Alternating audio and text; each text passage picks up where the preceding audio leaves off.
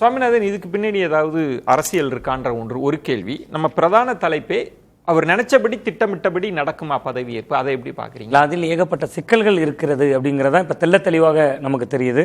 ரொம்ப முக்கியமா பிரியன் சார் அவர்கள் சொன்னதை போல இந்த காங்கிரஸ் கட்சி இன்றைக்கு கூட்டணிக்குள்ள வந்தார்களோ, இவர்களுடைய பக்கம் நகர்ந்தார்களோ, நீங்க நகர்ந்தது கூட பிரச்சனை இல்லை சார், நாங்க ஒரு ஆதரவு தருகிறோம் அப்படிங்கிற புள்ளியோடு அவர்கள் நிறுத்தியிருக்கலாம்.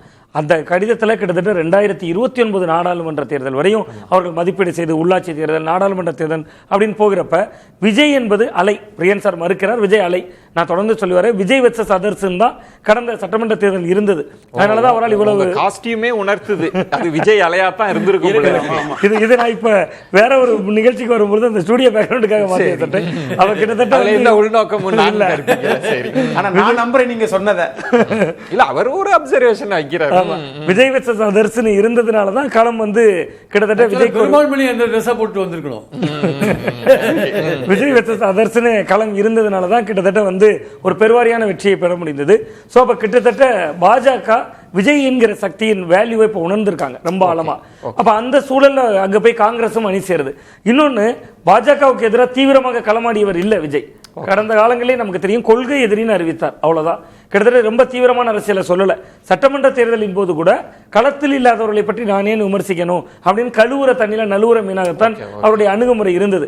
பட் இந்த காங்கிரஸ் சேர்ந்த உடனே ஆளாளுக்கு பாஜகவுக்கு எதிராக கருத்து சொல்ல வந்தாங்க. இப்போ ஒரு உதாரணம், இப்ப சற்று முன்பு விஜயை முதல்வர் என மக்கள் முடிவு செய்துள்ளனர், அதை ஆளுநர் தடுக்கக்கூடாது, ஜோதிமணி அவர்களுடைய அறிக்கை. இன்னும் அரை மணி நேரம் நம்ம விவாதம் முடியறதுக்குள்ள மாணிக்கம் தாகூர் எப்படி ஏதாவது கருத்து சொல்லியிருப்பாரு, மோகன்குமார் மங்கலம் ஏற்கனவே சொல்லிட்டாரு. இது எல்லாமே அவங்க அலைன்ஸ்குள்ள இருக்காங்க. ஒரு கேள்வி, இப்ப கட்டாயம் விஜய் தரப்பிலிருந்து தகவல்கள் வந்து அவங்களுக்கு போகாம இருக்காது.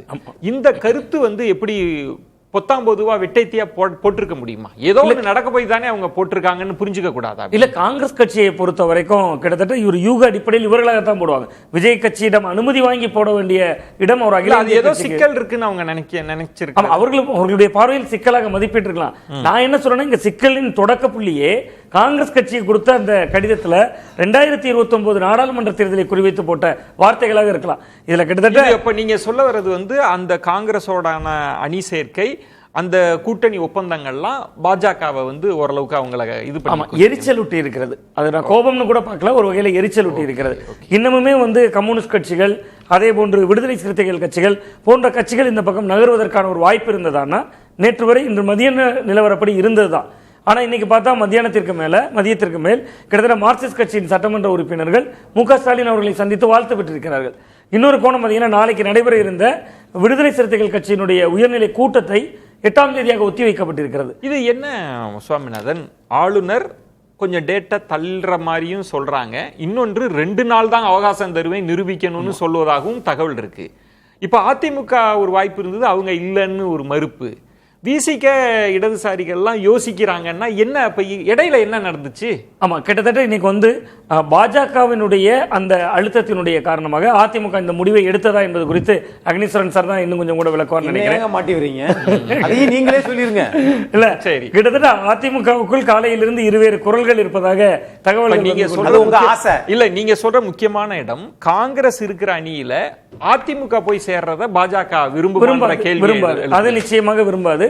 அது ஒரு புள்ளி இருக்கிறது. இன்னொன்று, விடுதலை சிறுத்தைகள், மார்க்சிஸ்ட் கம்யூனிஸ்ட், இந்திய கம்யூனிஸ்ட் கட்சிகளை பொறுத்த வரைக்கும் விஜய் பாஜக எதிர்ப்போடு கூர்மையாக இருப்பாரா? அந்த கூர்மையான அரசியலை திமுக ஒருவேளை செய்து விட்டால் அது நம்ம அங்க போய் சேர்வதற்கு பொருத்தமாக இருக்குமா? அந்த யோசனையும் இருக்கலாம். திரு சுவாமிநாதன், இப்ப எல்லோருமே சொல்றது, பெருமாள் மணி அதை கவனிச்சுட்டு அவர் சுற்றுல பதில் சொல்லணும். இப்ப விஜய் வந்து பாஜகவை அதி தீவிரமாக எதிர்க்கலன்ற ஒரு பார்வை இருக்கு. ஆனா அவருடைய செய்கை என்னவா உணர்த்துது?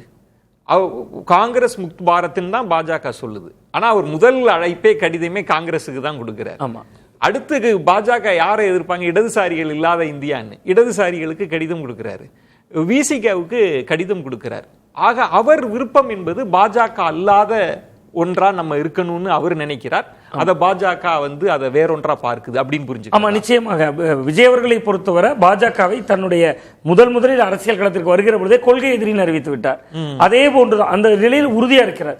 நீங்க திமுக வாங்கி வந்த பாரம்பரியமாக வாங்கி வந்த சிறுபான்மையினர் ஓட்டு வங்கி, பாஜக எதிர்ப்பு ஓட்டு வங்கி, இதையெல்லாம் விஜய் கடினமாக வாங்கி இருக்கிறார் இந்த தேர்தலில். சோ அந்த வாக்குகளுக்கு உண்மையாக இருக்கிறார், அதுல சந்தேகமே இல்லை. அதனாலதான் அவர் அதிமுகவுக்கு ஆதரவு கடிதம் கேட்கல. அதிமுகவாக தான் அவர் நாங்கள் ஆதரவு இல்லைங்கிறாங்க. அப்ப இவர் வந்து தாவேகா தரப்புல இருந்து பெரிய அளவில் அவர்கிட்ட ஆதரவு. அப்புறம் அவர் ஆதரவு கடிதம் கொடுக்கல, ஏன் காலையிலிருந்து மாலை வரைக்கும் ஒரு ஊசலாட்டம்? அது என்ன ஓடிச்சு? அது என்ன பிரச்சனை அதிமுக? இல்ல, அதிமுகவுக்குள் வந்து கிட்டத்தட்ட நீங்க சார் திராவிட முன்னேற்ற கழகத்தை பொறுத்தவரை ஒரு உதாரணத்துக்கு எடுத்துக்கிட்டீங்கன்னா, எம்ஜிஆர் அவர்களுடைய காலத்தில் 13 ஆண்டுகள் எதிர்க்கட்சி வரிசையில் இருந்திருக்காங்க. செல்வி ஜெயலலிதா அவர்களுடைய காலத்துல 2011 2016 தொடர் வெற்றியினுடைய எதிரொலியா 10 ஆண்டுகள் எதிர்க்கட்சியாக இருந்திருக்காங்க. கிட்டத்தட்ட 23 ஆண்டுகள் ஆட்சி அதிகாரத்துல தொடர்ச்சியாக 5 ஆண்டுகளுக்கு ஒரு முறை இல்லாம கூட இருந்திருக்காங்க. ஆனா அண்ணா திராவிட முன்னேற்ற கழகம் அதிகாரத்தில் இல்லாமல் ஒரு 5 ஆண்டுகளை தாண்டி இருந்ததே இல்லை. அப்ப அதற்குள் இருவேறு குரல்கள் ஒலித்திருக்கலாம். விஜய்க்கு ஒரு பெரும்பான்மை இல்ல, நாம் போய் ஆதரவு கொடுத்தால் பெரும்பான்மை கிடைக்கலாம் என்று குரல் ஒலித்திருக்கலாம். ஜனநாயகம் அதை அனுமதிக்கக்கூடியதான். உள்கட்சி விவகாரங்கள்ல அதை எடப்பாடி பழனிசாமி அவர்கள் சமரசம் செய்திருக்கலாம். அது ஒரு வகையில அதிமுகவுக்கான ஒரு பலம் தான் அப்படின்னு நான் பாக்குறேன். கிட்டத்தட்ட இங்க விஜய்க்கு மீது நம்பிக்கை வருவதற்கு மார்க்சிஸ்ட் கம்யூனிஸ்ட், இந்திய கம்யூனிஸ்ட் அது போன்ற கட்சிகளுக்கு பாஜக எதிர்ப்பில் இவர் கூர்மையாக இருப்பாரா அந்த டவுட், அந்த இடம் இருக்கு. அது கன்வின்ஸ் ஆனா அவங்க ஆதரவு கொடுக்க வாய்ப்பு இருக்கு. இன்னொரு இதுல ஏதாவது தள்ளி போகிறதுக்கு வாய்ப்பு இருக்கா? பிரியன் அவர்கள் முதல்ல சொன்ன மாதிரி ஆளுநர் வந்து இதை காலம் கடத்துவதற்கு அதுக்கு ஏதாவது வாய்ப்பு இருக்கு? இல்ல, ஆளுநர் காலம் கடத்துவதற்கு அதீதமான வாய்ப்புகள் இருக்கு. அது பாஜகவினுடைய அந்த எரிச்சல் தான். கிட்டத்தட்ட பாஜக இல்லாத ஒரு காங்கிரஸை கொண்டு இவர் அணைத்திருக்கிறார் என்பது ஒன்று. இன்னொன்று மிக முக்கியமான நுட்பமா பார்த்தோம்னா சார், மார்க்சிஸ்ட் கம்யூனிஸ்ட், இந்திய கம்யூனிஸ்ட், விடுதலை சிறுத்தைகள் இவர்களும் நிலைப்பாட்டை அறிவிக்க மாட்டாங்க, தள்ளி போட்டுக்கிட்டே இருக்காங்க. அதை தள்ளி போடுதல்ங்கிறது இவர்களும் தானே செய்யறாங்க. விசிகா நாளை இருந்த கூட்டத்தை நாளை மறுநாளுக்கு மாத்துறாங்க. இந்திய கம்யூனிஸ்ட் டி ராஜா அவர்கள் எங்கள்கிட்ட ஆதரவு கடிதம் வந்திருக்குங்கிறாரு.